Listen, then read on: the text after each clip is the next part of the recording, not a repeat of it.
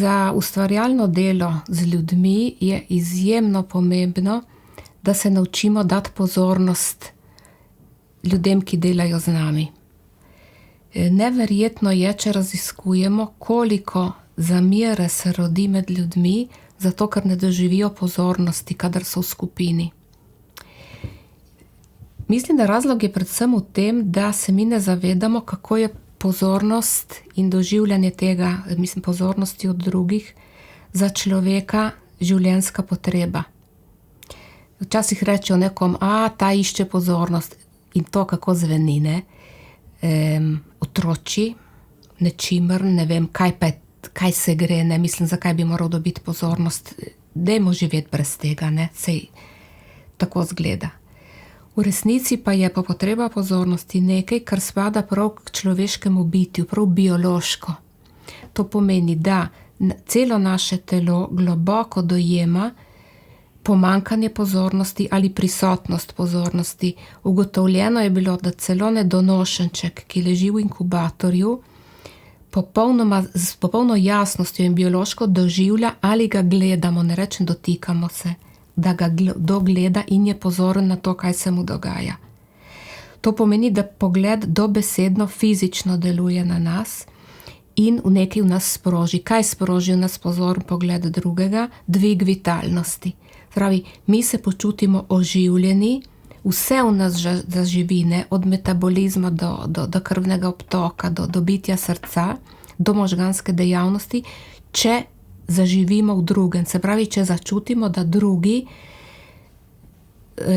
stopa z nami v odnos, da smo mu zanimivi in da pusti, da se v njem zgodi ta, da ga globoko doživljamo in da pusti se povleči v to, ne, da gremo s svojimi občutki vanj in da nas podoživlja.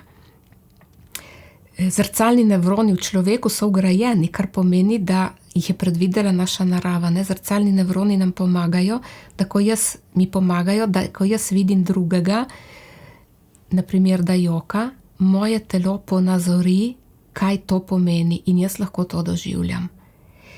In da je to zelo pomembno za stik, ker če se to ne vzpostavi, če jaz tega ne aktiviram z drugim človekom, ima tisti človek občutek, da ga ni zame, torej ne obstaja. Ta želja, da bi mi bili pomembni za druge, pomeni, da bi nas drugi potrdili, da smo res živi zanj in torej pomembni.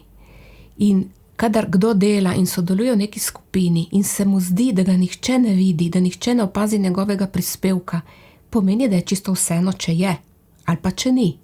In ni čudno, da potem ljudje odidejo in odhajajo in da niso prisotni, zato ker niso bili videni in so ugotovili, da je vseeno, če so ali če niso.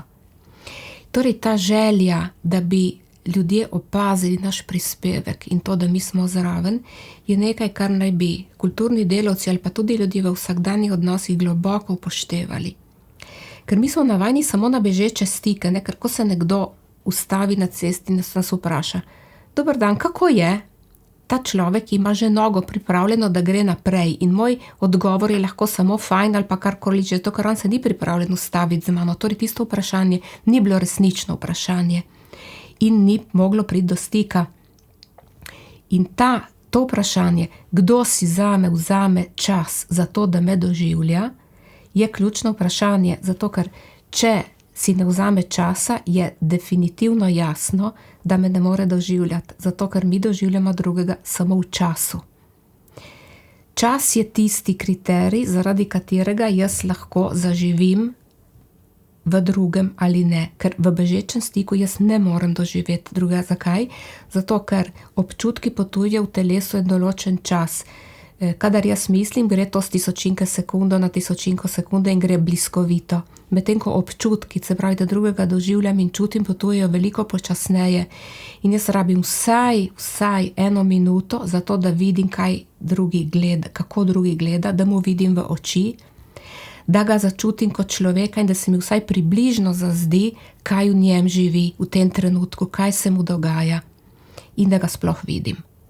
In zato je to, da mi posvetimo čas drugemu, s katerim delamo, včasih, in da se ustavimo samo z nekom za 2 minuti, za 5 minut in je res ta človek center našega vesolja, vsaj za nekaj časa, to lahko reši eno sodelovanje in to je tisto, česar se je tako zelo potrebno učiti, zato da lahko speljujemo stvari, v katerih skupnost živi skupaj in kjer ljudje res želijo biti drug ob drugem in jim je dobro.